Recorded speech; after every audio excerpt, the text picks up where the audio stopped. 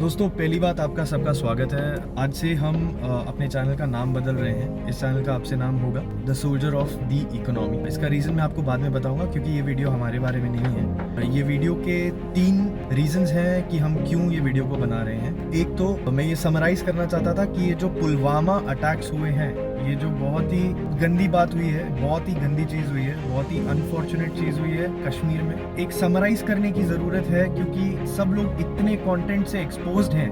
मैं ये भी मानता हूँ कि 2014 में या उसके बाद 2014 से इंडिया की यूथ को एक होप मिला है, एक इंटरेस्ट जगा है यंग पर्सन का, एक प्रोडक्टिव पर्सन का, कि वो अपने देश के बारे में सोचे, अपने देश के बारे में जाने, उसके करंट अफेयर्स के बारे में वो जानकारी रखे। तो काफ़ी एक्सपोज हो रहे हैं हम वेरियस सोर्सेज से और काफ़ी कंटेंट हमको कंज्यूम करने मिल रहा है। तो मुझे ये ज़रूरत लगती है कि इसको एक बार समराइज किया जाए। दूसरी बात ये है कि अपने कश्मीरी यूथ को एक मैसेज देना बहुत ज़रूरी है, एक सच्चा मैसेज देना बहुत ज़रूरी है।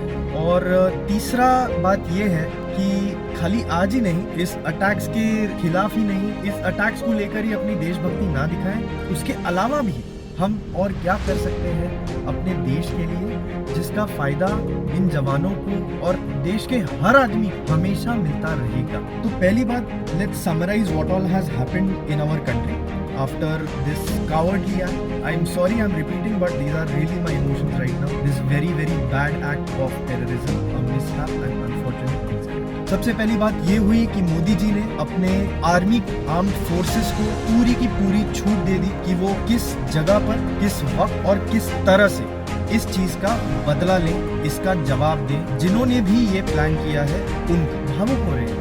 मैं ये नहीं कह रहा हूँ कि भावुक होना बुरी बात है, नहीं, देश अपनी माँ समान है और माँ के बारे में भावुक कौन सा बेटा या बेटी नहीं है, जरूर है, मगर जोश के साथ थोड़ा होश बरतना भी बहुत जरूरी है। और स्पेशली अगर आप पब्लिक लाइफ में, आप आर्मी में प्रेशर नहीं डाल सकते, आप गवर्नमेंट पे प्रेशर नहीं डाल सकते, आप अपनी देश की सिक्योरिटी को कमजोर कर रहे हो सकता है कि आप कोई इम्पोर्टेंट डिटेल लीक कर दो, नोइंगली, अननोइंगली और कोइंसिडेंटली। दूसरी चीज कि जिन्होंने भी ये किया था, देश की सेना ने 100 घंटे के अंदर उन लोगों को मार गिराया। ये बहुत ही शर्मनाक बात उन्होंने की थी, प्लान की थी। शर्म आए उससे पहले ही वो मिट चुके हैं, मर चुके हैं, and we are very happy about. People call them as masterminds of this attack. क्या master?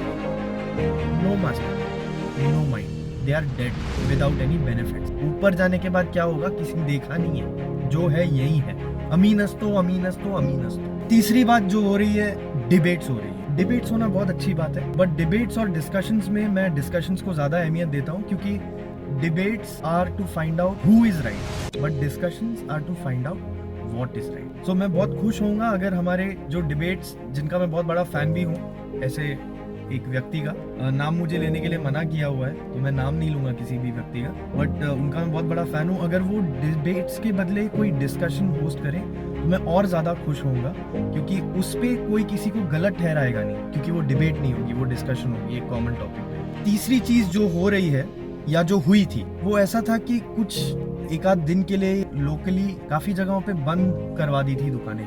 I understand if this is for grief and morning, but I really want to see a day where अगर कोई problem आ जाए किसी और पे, तो बंद करने की जगह पे आप दुगनी मेहनत से उस दिन काम कीजिए और उस दिन की जो कमाई है वो किसी अच्छी चीज़ के लिए यूज़ कीजिए। जिस कॉज के लिए आप बंद करवा रहे हैं उस कॉज को सपोर्ट कीजिए। That I think would be better. I may be wrong, this is just a personal opinion. दोस्तों, इस समरी के साथ आगे बढ़ें और इस वीडियो के साथ आगे बढ़ें उससे पहले मैं आपको ये बता दूं कि ये वीडियो हो सकता है कि थोड़ा लंबा हो, बट इसमें देखने लायक कुछ है नहीं, तो आप इसको सुन सकते हैं लाउड स्पीकर पे डाल के।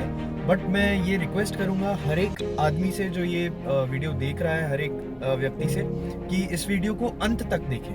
ये बहुत इंपॉर्टेंट है, इसको अंत तक देखें। तो चलिए आगे बढ़ते हैं। चौथी चीज़ जो हुई है वो ये हुई है, बहुत ही इंपॉर्टेंट चीज़ है ये, कि within 24 hours of this heinous act, this ridiculous, stupid and condemnable, cowardly, bad types of activity of terrorism, is that our finance minister Shri Arun Jaitley ji, he has declared, he has announced that India will pull back its most favored nation tag that it has given to Pakistan, although Pakistan had never given a most favored nation tag to India. So first of all, एक minute में आपको ये समझा देता हूँ कि ये most favoured nation का जो टैग है या एक स्टेटस है वो आखिर है क्या। पहली बात, ऐसे लोग जो अपनी पॉलिटिकल रोटियां सेक रहे हैं इस पॉइंट पे कि इंडिया ने मोस्ट फेवर्ड नेशन पाकिस्तान को क्यों बनाया हो, उनको पहले ये समझना चाहिए कि भाइयों, मोस्ट फेवर्ड नेशन का जो स्टेटस है ये कोई प्रेफरेंशियल ट्रीटमेंट के लिए नहीं है। This is under WTO for equal treatment of all the Nations. So for example, अगर WTO में केवल 4 देश होते, लेट्स टेक एन एग्जांपल, खाली 4 देश होते, आपको कॉन्सेप्ट समझा देता हूँ। इंडिया, पाकिस्तान, बांग्लादेश और लेट्स से श्रीलंका, ये 4 देश होते। श्रीलंका से अगर इंडिया में नमक इंपोर्ट होता है, इंडिया अगर श्रीलंका से नमक खरीदता है और इंडिया बोलता है कि यार श्रीलंका मेरा अच्छा पड़ोसी है, अब मैं उसको अच्छा मानता हूँ और मैं उसके नमक पे सिर्फ 2% टैरिफ लगाऊंगा, कम टैरिफ लगाऊंगा, तो under most favoured nation India को वही बेनिफिट पाकिस्तान और बांग्लादेश को भी देना पड़ेगा। इट इज इक्वल ट्रीटमेंट देने के लिए ये एक चीज यूज होती है, ये कोई प्रेफरेंशियल ट्रीटमेंट के लिए नहीं होती है। तो आप अपनी सियासती गेम मत खेलो, इसमें सियासती गेम में मत खेलो, ठीक है। और ये मैं इसलिए बता रहा हूँ कि भाई हम जब डिबेट सुनते हैं, ये सुनते हैं, वो सुनते हैं, 100 जगहों से हमारे कानों में चीजें पड़ती हैं। ये इश्यूज हम अपने दोस्त यारों के साथ चाय पीते हुए, अपने कलीग्स के साथ ऑफिस में डिस्कस करते हैं, तो ये सही कॉन्टेक्स्ट में डिस्कशंस होने चाहिए। हम कॉमन मैन को ये चीज पता होना चाहिए, इसीलिए बता रहा हूँ। आगे बढ़ते, अब ये जान लीजिए कि इसमें किसको नुकसान होगा या किसको फायदा होगा। फायदा किसी को भी नहीं होगा, नुकसान जो है वो पाकिस्तान को होगा और एक हद तक क्रेडिबिलिटी जो WTO की है उसको भी मार पड़ेगी, क्योंकि WTO हमेशा एनकरेज करता है equal treatment. India will not give equal treatment to Pakistan as the other nations. Due to this the credibility of WTO will take a hit.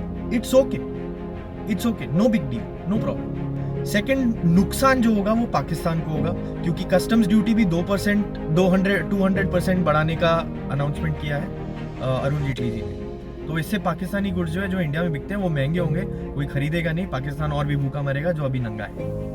और एक्सपर्ट्स ये बोल रहे हैं कि ये जो $2.6 बिलियन का जो म्यूचुअल ट्रेड है, बायलैटरल ट्रेड है इंडिया और पाकिस्तान में, $2.6 बिलियन का, वो अगर ये MFN हटा लेते हैं इंडिया वाले तो ये अगले 5 साल में 1.5 बिलियन रह जाएगा। मुझे परवाह नहीं है, वो जीरो होता है हो जाए। 5वीं चीज़ जो हुई है वो भी बहुत बड़ी चीज़ है कि बहुत सारे लोग जो है डोनेट कर रहे हैं इन CRPF जवानों की फैमिली के तरफ, अपनी डोनेशंस आगे बढ़ा रहे हैं। बट मैं ये नहीं मानता कि CRPF या आर्मी का कोई भी जवान, army, navy, air force, police force, ये जो यूनिफॉर्म में हमारे बंदे हैं जो हमारी रक्षा करते हैं, देश की रक्षा करते हैं, they don't deserve a donation. People, उनको डोनेशन की ज़रूरत नहीं पड़नी चाहिए। क्यों पड़नी चाहिए? सरकार की जिम्मेदारी है उनका देखभाल करना और हमारी जिम्मेदारी है कि सरकार को इतना मजबूत बनाए कि उनकी देखभाल कर सके। वो कैसे, वो मैं आपको वीडियो के एंड में बताऊं। इसी बीच में एक सरदार जी का वीडियो बहुत ही वायरल हो गया और मुझे भी आया वो वीडियो। उसमें बात हुई है सेक्शन 370 की। तो मेरे भाई जो दिल्ली के रहने वाले हैं, एक बिजनेस मैन है, ट्रांसपोर्ट का उनका बिजनेस है, वो कह रहे हैं कि सेक्शन 370 खत्म हो जाना चाहिए, उसको अबॉलिश कर देना चाहिए, और क्योंकि उसके वजह से हम वहाँ पे लैंड नहीं खरीद सकते, बड़े बिजनेस हाउसेज जो है वहाँ पे बिजनेस नहीं सेटअप कर सकते। उसकी वजह से कश्मीरियों को अपॉर्चुनिटी नहीं मिल पा रही है वहाँ पे और प्रगति नहीं हो पा रही है। तो उनका वो मानना था। इस वीडियो को देखने के बाद, मैं ये कन्फेस कर रहा हूँ कि उस वीडियो को देखने के बाद ही मैंने भी सेक्शन 370 का स्टडी किया, ऐसे सोर्सेज से स्टडी किया जो स्टूडेंट्स को कोच करते हैं IAS, IPS, UPSC, law etcetera के एग्जाम के लिए। तो ये सोर्सेज बहुत ही क्रेडिबल सोर्सेज, और मुझे ये पता चला कि ये बनाया गया था और लागू किया गया था 1947-48 में, जब नेहरू जी हमारे पहले प्रधानमंत्री बने और बहुत सारे जो प्रिंसली स्टेट्स हैं वो इंडिया को एक्सीड कर रहे थे, इंडिया में जुड़ रहे थे। तो कश्मीर की प्रॉब्लम थी कि उनको आज़ादी चाहिए थी, उनको आज़ादी चाहिए थी, मगर पाकिस्तान ने अपने ट्राइबल लोगों को एज अ कश्मीरी बना के उनको कश्मीर में भेजा और वहाँ पे रिवोल्ट करवाया against accession to India, India में जुड़ने के खिलाफ रिवोल्ट करवाया, नकली उग्रवादी, नकली आंदोलन के लोग बना के। ये टाइम पे महाराजा हरी सिंह जो थे, उन्होंने इंडिया से हेल्प मांगी, इंडियन ट्रूप्स को कश्मीर में बुलाया और ये बोला कि हम कश्मीर जो है इंडिया में जुड़ने के लिए तैयार है, मगर हमको कुछ टाइम तक स्पेशल स्टेटस चाहिए। और चीज ऐसी हो गई कि भाई वो अभी तक हटाया नहीं जा सका है। तो सरदार जी से मेरा ये एक, और आप सब से भी एक मैं कहना चाहता हूँ कि सेक्शन 370 जो है, अगर उसको हटाना है तो it can only be done अगर JNK की लेजिस्लेटिव असेंबली, जो कि इंडियन लेजिस्लेशन से बहुत अलग है, इंडियन कॉन्स्टिट्यूशन से अलग उनका एक अलग कॉन्स्टिट्यूशन है, इंडियन फ्लैग से अलग उनका भी एक फ्लैग है, कश्मीर का एक अलग फ्लैग है, कश्मीर में अलग कोर्ट्स हैं, कश्मीर का अलग लॉ है, कश्मीर के हर आदमी की, औरत की 2 सिटीजनशिप होती है, एक होती है कश्मीर की, दूसरी होती है इंडिया की। तो इन सबको ध्यान में रखते हुए अभी आप सुनिए, अगर कश्मीर की लेजिस्लेटिव असेंबली रिक्वेस्ट करती है हमारे प्रेसिडेंट को, प्रेसिडेंट ऑफ इंडिया को, कि अब ठीक है आप 370 हटा दो, only then we can abolish section 370। Jammu Kashmir की लेजिस्लेटिव असेंबली ये करने से रही क्योंकि उनका स्पेशल स्टेटस हट जाएगा। और उन्होंने ये भी कहा कि नेहरू जी चले गए, वैसे भी हम उन पे जोक्स बनाते हैं, जिन्ना पे जोक्स बनाते हैं, तो उनके सेक्शन 370 का आदर क्यों करें। तो ऐसा है कि 370 जो सेक्शन है उसको अबॉलिश इतनी जल्दी और आसानी से नहीं किया जा सकता। उन्होंने ये भी कहा कि कश्मीरी यूथ को इक्वल अपॉर्चुनिटी मिलनी चाहिए। तो कुछ चीजें हैं जो मेरे जहन में आई, मैं आपसे शेयर करता हूँ। या 370 के प्रोज भी हैं, क्योंकि कश्मीरी जनता को हिंदुस्तान के दूसरे स्टेट से कंपटीशन कम हो जाता है, ये एक फायदा हुआ। तो अपॉर्चुनिटी का इसमें सवाल आना नहीं चाहिए। With in Kashmir they do have opportunities and across India Kashmiri people have reservation in a lot of colleges, institutions. Kashmiri people have reservation. जहाँ से मैं पढ़ाई किया हूँ इंजीनियरिंग की, वहाँ खुद कश्मीरी कोटा था। दूसरा फायदा ये है कि वहाँ पे इंडस्ट्रियलाइजेशन कम है, तो नेचुरल ब्यूटी ज्यादा है, एनवायरनमेंट वहाँ का इंटैक्ट है, वहाँ पे पोल्यूशन नहीं है। टूरिस्ट इसीलिए कश्मीर से अट्रैक्ट होते हैं क्योंकि वहाँ नेचुरल ब्यूटी बहुत है। कश्मीर के जो लोकल प्रोडक्ट्स हैं उनको कंपटीशन कम है Kashmir, that is also one good thing. Kashmir से आप कहीं भी इंडिया में माल बेचेंगे, जैसे सरदार जी ने कहा, कोई टैक्स नहीं है, मगर कोई चीज अगर कश्मीर में अंदर जाती है बिकने के लिए तो उस पर टैक्स है। This is again a pro because of 370। अब कुछ फैक्ट्स जो है मैं आपके सामने रखूंगा। जो लड़के ने अटैक किया, जो भी उसका नाम था, आई थिंक आदिल धर नाम था उसका, तो वो 22 साल का नहीं था, वो 20 साल का था। आई थिंक 20 साल की उम्र में आदमी के हाथ में किताब होनी चाहिए, एम्प्लॉयमेंट की नहीं सोचना चाहिए, he should be in education. Second thing that he said is people cannot buy property there. Even if people cannot buy property there, they can rent it and do business over there. I have seen this myself on my recent visit. Next fact ये है कि पाकिस्तान, अभी problem क्या है? Pakistan thinks that Kashmir should be free. It is not a part of India. It should not be a part of India because people of Kashmir think they should not be a part of India. They don't want to be a part of India. That is the problem. So because of this, terrorism is growing in that area. Because of this, even if you abolish section 370 and allow people to buy land over there, immovable asset, people will not buy it. That's the next fact. अभी कुछ questions मैं आपसे पूछूंगा। सरदार जी ने ये कहा, कश्मीर में बिजली का बिल, पानी का बिल 50 रुपए से 130 या 500 मैक्सिमम, तो बहुत कम आता है वहाँ पे बिल। खाना पीना, इलेक्ट्रिसिटी, पानी का बहुत कम खर्चा है। और उन्होंने ये भी कहा कि उनको 50 लाख रुपए दे के लोग बहकाते हैं। मैं ये पूछ रहा हूँ कि अगर खाने का, पीने का, रहने का खर्चा ही नहीं है, तो कश्मीरी यूथ को 50 लाख रुपए की जरूरत है क्यों? खर्चा किस पे करेगा वो? अगर कश्मीर में जो इंडस्ट्री है, टूरिज्म की है, पश्मीना वहाँ का इतना फेमस है, वहाँ कारपेट्स का बिजनेस है, एप्पल का बिजनेस है, अगर ये एग्जिस्टिंग अपॉर्चुनिटीज को एक कश्मीरी यूथ प्रॉपरली यूटिलाइज करे तो क्या वो काफी नहीं होगा? तीसरा सवाल ये उठता है, is section 370 the root cause of all evil in Kashmir? I don't think so. तो I also in my small brain I also got some solutions. Okay, I'll share that with you also. It may be right, wrong, incomplete, etc. I leave it open to improvement.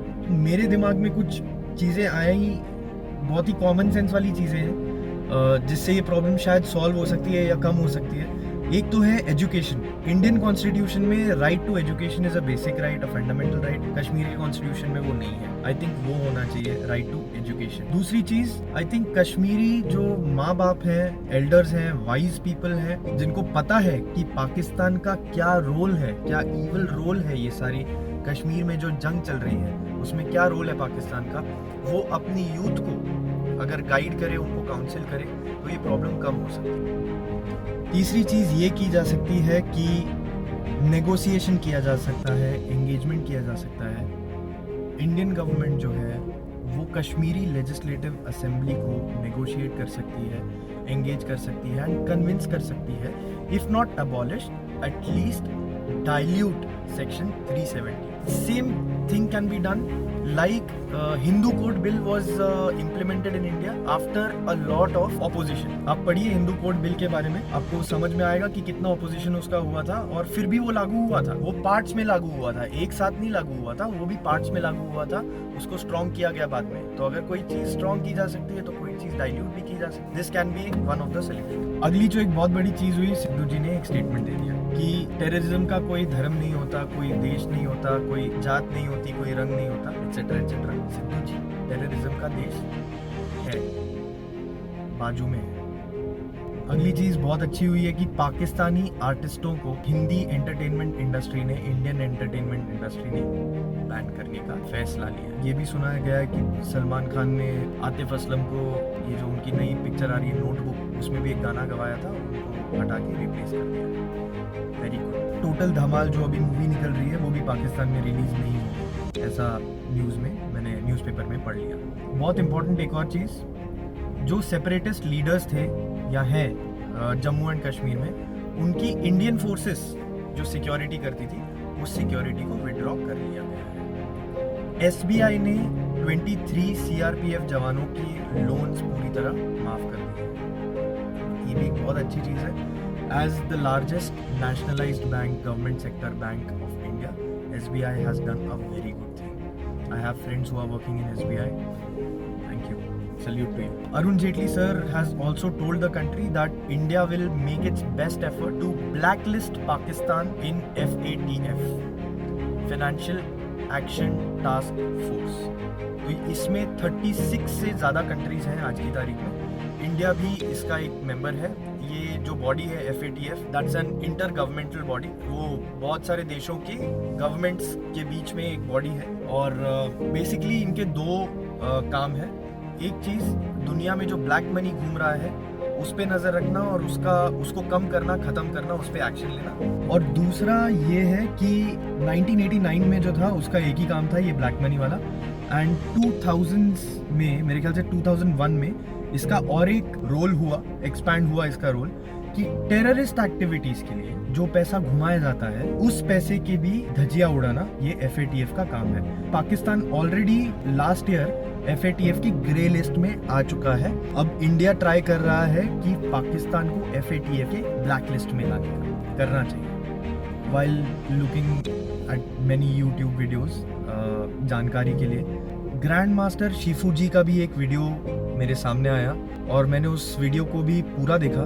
बहुत ही भावुक video उन्होंने बनाया था और 2-3 बहुत ही अच्छी चीज़ें उन्होंने बोली जो मैं अभी नहीं बोलूँगा, आप उनका वीडियो देख लीजिएगा, आपको अच्छा लगेगा। तो ये समरी थी कि इंडिया के अंदर क्या क्या हुआ है, इंडिया की तरफ से क्या क्या हुआ है। अब ये भी थोड़ा सा देख लेते हैं कि बाहर से क्या क्या हुआ है। बाहर की काफ़ी कंट्रीज ने इंडिया को सपोर्ट करने के लिए, कंडोल करने के लिए स्टेटमेंट जारी किए हैं। सबसे पावरफुल स्टेटमेंट आया है यूएस का। उनके मिस्टर बोल्टन जो है, फॉरेन अफेयर्स सेक्रेटरी जो है, he has issued a statement where he has said the name of Pakistan, the name of Jaish-e-Mohammed, the name of मौलाना मसूद अजहर, ऐसे लोग अपने आप को मौलाना बोलते हैं, इन सब का नाम लिया है। तो ये काफ़ी हद तक इंडिया के फेवर में है, because India has been telling the international community कि ये जो मसूद अजहर है इसको एक टेररिस्ट रिकग्नाइज करना चाहिए इंटरनेशनली, जो चाइना ने कभी किया नहीं। चाइना का भी स्टेटमेंट आया था कि they are very pained by this, कि ये उनको बहुत दुख हुआ है कि इंडिया में ऐसा कुछ हुआ है। उन्होंने पाकिस्तान का नाम नहीं लिया, जैश-ए-मोहम्मद का नाम नहीं लिया और मसूद अजहर का भी नाम नहीं लिया। जापान ने पाकिस्तान का नाम लिया, जैश-ए-मोहम्मद का नाम लिया, and everybody knows they are a terrorist organization. Even in Pakistan it has been recognized as a terrorist organization. I don't know what problem China has with accepting it. आज इमरान खान का स्टेटमेंट आया। दूसरी चीज़, इमरान खान का खुद स्टेटमेंट आया, पाकिस्तान के प्राइम मिनिस्टर जो है, कि इंडिया से वो प्रूफ मांग रहे हैं कि आप प्रूफ दो, हम एक्शन ले लेंगे। और उसके खिलाफ इंडिया का भी स्टेटमेंट आ चुका है कि जैश ए मोहम्मद ने खुद इस घिनौनी हरकत की एक्सेप्टेंस की है, उन्होंने खुद माना है कि उन्होंने किया है ये, और पूरी दुनिया को मालूम है कि जैश ए मोहम्मद जो है वो पाकिस्तान के पंजाब एरिया में उसका हेडक्वार्टर है। ये कोई कंपनी नहीं है, मगर उसके हेडक्वार्टर पाकिस्तान में है। तो this proof is enough for you to take bloody action. और एक चीज जो हुई है, बहुत ही अजीब चीज है, सऊदी के जो प्रिंस हैं मोहम्मद बिन सलमान, वो पाकिस्तान जाने वाले थे, फिर उन्होंने वो ट्रिप पोस्टपोन कर दी, मगर फाइनली वो पाकिस्तान पहुंच गए और वहां पे उन्होंने 7 MOUs साइन किए हैं और $20 बिलियन का इन्वेस्टमेंट वो पाकिस्तान में करने वाले हैं। I am a very small man, मैं बहुत ही छोटा आदमी हूँ, बट मुझे ऐसा लगता है कि इसमें कोई बिजनेस सेंस नहीं है, पाकिस्तान वो पैसा भी खा जाएगा। अब ये थी समरी की क्या डेवलपमेंट्स हुई एटसेट्रा एटसेट्रा इस पुलवामा के घिनौने अटैक के बाद। अब देखते हैं इसमें रोल ऑफ पाकिस्तान, फितरत क्या है, पाकिस्तान की फितरत क्या है, एक बार वो देखते हैं। आपको पता है हिंदुस्तान पे जो अटैक हुआ, हिंदुस्तान की CRPF पे जो अटैक हुआ 14 तारीख को, फरवरी 14 को, उसके एक दिन पहले, कितने दिन, एक दिन पहले 13 फरवरी को same to same attack Iran की फोर्स पे भी हुआ है। ईरान की फोर्स का नाम है रेवोल्यूशनरी गार्ड्स, IRGC उनका शॉर्ट फॉर्म है। सेम टू सेम अटैक वहां पे भी हुआ है। आपको पता है इसका दावा किसने किया कि हमने किया है? जैश अल अदल, ये और एक टेररिस्ट ऑर्गेनाइजेशन है, ये भी पाकिस्तान में है, इसका हेडक्वार्टर भी पाकिस्तान में है, इसका हेडक्वार्टर है बलूचिस्तान एरिया में। अब पाकिस्तान चाहता है कि कश्मीर आजाद रहे, इसीलिए वो कश्मीर में जंग कर रहा है, करवा रहा है। अब ईरान में क्या प्रॉब्लम है पाकिस्तान कश्मीरियों से कोई हमदर्दी नहीं रखता, पाकिस्तान को कश्मीरियों की भलाई की कोई चिंता नहीं है, पाकिस्तान खाली अपने मतलब के लिए चीजें कर रहा है। Pakistan wants to extend its territory to match India size. आपको मालूम है परवेज मुशर्रफ को काफी सालों पहले, आई थिंक लेट 1990s में, अर्ली 2000s में एक क्वेश्चन पूछा गया था बाय अ जर्नलिस्ट। उन्होंने मुशर्रफ को ये पूछा, if India gives you Kashmir will you stop fighting with India? He laughed and he said no, we will not stop fighting with India till we cut India to a size which we can manage. This is the fact of Pakistan. ये फितरत है पाकिस्तान की। और बहुत सारे politicians हैं ना जो इंडिया में बोल रहे हैं कि कश्मीर इशू की वजह से ये अटैक हुआ etcetera etcetera. It's bullshit. Problem Kashmir में चल रही है, प्रॉब्लम कश्मीर की नहीं है, प्रॉब्लम पाकिस्तान की है। तो कश्मीर को हम बाद में देख सकते हैं, पहले देखो पाकिस्तान को। ये मैं मानता हूँ, छोटा आदमी हूँ, बट ये बहुत ही कॉमन सेंस वाली चीज लगती है अभी, आफ्टर नोइंग दैट ईरान में भी ये चीज हुई है, राइट। अब पाकिस्तान की फितरत को दिखाती हुई दूसरी चीज मैं आपको बताता हूँ। गिलगिट बाल्टिस्तान का नाम सुना होगा आप सब लोगों ने। It is commonly known as Pakistan occupied Kashmir, जो एक डिस्प्यूटेड टेरिटरी है। UN के 1948-49 रेजोल्यूशन में ये कहा गया, यूनाइटेड नेशंस ने ये कहा था कि ये डिस्प्यूटेड टेरिटरी है, इसका रेजोल्यूशन जो है वो रेफरेंडम से होना चाहिए। और इंदिरा गांधी के साथ 1970s में आई थिंक शिमला में जो पैक्ट हुआ था इंडिया पाकिस्तान के बीच में, उसमें ये माना है दोनों देशों ने कि यहाँ पे जब तक कोई रेजोल्यूशन नहीं आता, यूनिलैटरली इस जगह की, गिलगिट बाल्टिस्तान की सिचुएशन में कोई यूनिलैटरली माने एक तरफा चेंज कोई नहीं करेगा। पाकिस्तान ने रिसेंटली आई थिंक 2018 में गिलगिट बाल्टिस्तान को अपना 5वां प्रोविंस बनाने का फॉर्मल जो प्रोसीजर है वो चालू कर दिया है। गिलगिट बाल्टिस्तान को हमेशा से ये लोग सपने दिखाते आ रहे हैं कि हम तुमको हिंदुस्तान से आज़ादी दिलाएंगे, तुमको एक अलग नेशन बनाएंगे। और इसीलिए ये कश्मीरी यूथ जो है ये पाकिस्तान के फेवर में रहते हैं। काफ़ी लोग जो है वो पाकिस्तान के फेवर में रहते हैं। ये कश्मीरी यूथ के सामने जो ढोंग कर रहे हैं, ये पूरा पर्दाफाश इसी बात से हो जाता है कि इनको कश्मीरियों से कोई लगाव नहीं है, कोई हमदर्दी नहीं है। कश्मीरियों जागो, जो कश्मीर में रहते हैं अभी और जो बहके हुए हैं वो जागो। आप पाकिस्तान को जितना सपोर्ट करोगे, पाकिस्तान आपके उतने बंदे मरवाएगा, मारेगा नहीं, पाकिस्तान आपको मरवाएगा।